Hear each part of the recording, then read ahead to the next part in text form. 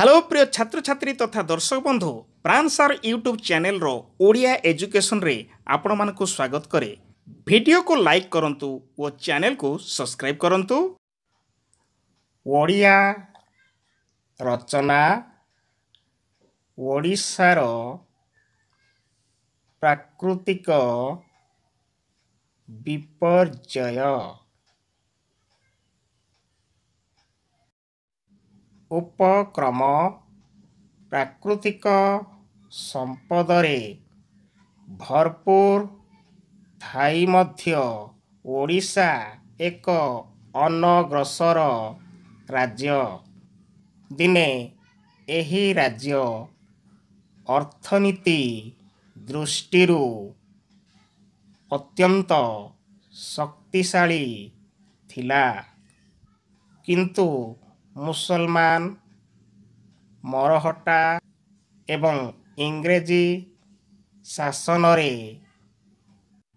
एहार अर्थनीतिक अवस्थार विपर्यय घटिथिला। स्वाधीनता प्राप्ति परे मध्य ए दुर्दशार विशेष परिवर्तन होई नाही। प्राकृतिक विपर्यय एही राज्यर अर्थनीति को दुर्बल करी देइछि। बात्यार विभीषिका ओडिशा रे संघटित विभिन्न प्राकृतिक विपर्यय मध्यरे बात्या अन्यतम। यह क्रांतीय वातावर्ष जोगु संघटित होई थाए। 100 रु 160 किमी बेगरे वायु प्रवाहित होई ओडिशार स्थल भागरे प्रलयर तांडव लीला सृष्टि करे। एहा सहित प्रबल वर्षा मध्य हुए। बात्या द्वारा अनेक घर भांगी जाए। असंख्य लोक मृत्यु मुखरे पड़ती। रास्ता कड़रे थिबा बड़ बड़ गछ सबू उपुड़ी पड़े। टेलीफोन तथा विद्युत खुंट नई जाए। रास्ता घाट बंद हेबा फलरे जान बाहन चलाचलरे बाधा सृष्टि हुए। ओडिशा रे 1942 मसीहारे प्रबल बात्या जोगु गंजाम जिल्लार भीषण क्षति घटिथिला।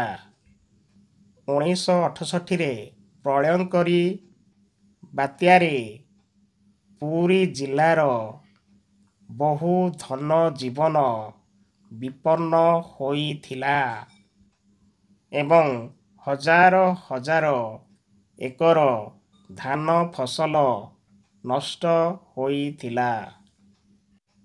1972 रे संघटित बात्या द्वारा पुरी कटक व बालेश्वर जिल्लार बहु अंचल ध्वस्त विध्वस्त होइथिला। 1978 मसीहारे केउझर जिल्लार पुरुणा बंधगोड़ारे होइथिबा पार्श्व बात्या अत्यंत भयावह। 1982 मसीहारे संघटित बात्या पुरी कटक बालेश्वर जिल्लार अशेष क्षति साधन करिथिला। ବାତ୍ୟା ବାସ୍ତବରେ ଓଡ଼ିଶା ପ୍ରକୃତିର ଏକ ଅଭିଶାପ। ଏହାର ପ୍ରତିକାର ପାଇଁ ଉପକୂଳ ଅଞ୍ଚଳରେ ଝାଉଁ, ୟୁକାଲିପଟାସ, ନଡ଼ିଆ, ତାଳ, ଗୁଆ ପ୍ରଭୃତି ଦୀର୍ଘ ବୃକ୍ଷର ଘଞ୍ଚ ଅରଣ୍ୟ ସୃଷ୍ଟି କରିବା ଦରକାର। ସମୁଦ୍ରରୁ ସ୍ଥଳଭାଗ ଆଡ଼କୁ ଆସୁଥିବା ବାତ୍ୟା ବର୍ଷ ଏହି ଅରଣ୍ୟର ବୃକ୍ଷଗୁଡ଼ିକ ବାଧା ପାଇ ଜନପଦ ଆଡ଼କୁ ବୋହିଲା ବେଳେ ବାୟୁର ଗତିବେଗ କମିଯିବ ଏବଂ ତା ଦ୍ୱାରା କ୍ଷୟକ୍ଷତିର ପରିମାଣ ହ୍ରାସ ହେବ। ଏହା ବ୍ୟତୀତ ସମୁଦ୍ର ତଟରେ ଉଚ୍ଚ ଘେରିବନ୍ଧ ନିର୍ମାଣ କଲେ ବାତ୍ୟା ଜନିତ ଜୁଆର ତଟଦେଶସ୍ଥ ଜନପଦ ଗୁଡ଼ିକର କ୍ଷତି କରିପାରିବ ନାହିଁ। ବନ୍ୟା ବିତ୍ପାତ ମହାନଦୀ, ବ୍ରାହ୍ମଣୀ, ବୈତରଣୀ,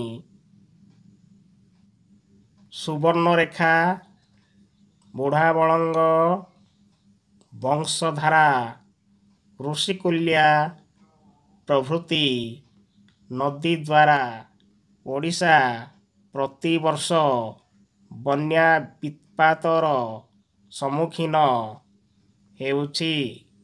ସାଧାରଣତଃ ମୌସୁମୀ ବାୟୁ ପ୍ରବାହ ଦ୍ୱାରା ନଦୀଗୁଡ଼ିକର ଉପର ମୁଣ୍ଡରେ ପ୍ରବଳ ବର୍ଷା ହେଲେ ନଦୀ ଶଯ୍ୟା ଅଗଭୀର ଥିବା ଯୋଗୁଁ ଅତିରିକ୍ତ ଜଳ ନିଷ୍କାସିତ ହୋଇ ନପାରି ଏହାର ଉଭୟ ପାର୍ଶ୍ୱ ପ୍ଳାବିତ କରେ।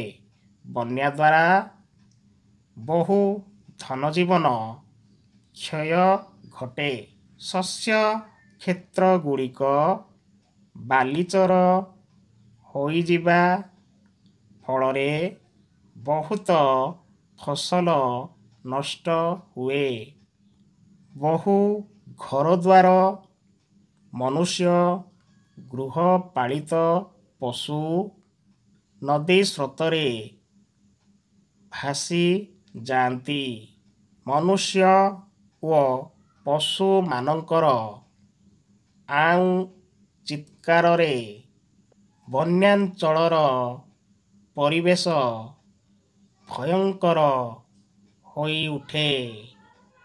ବନ୍ୟା ପରେ ପରେ ଖାଦ୍ୟ ତଥା ପାନୀୟ ଜଳର ଅଭାବରେ ସେଠାରେ ବିଭିନ୍ନ ସଂକ୍ରାମକ ରୋଗ ବ୍ୟାପେ।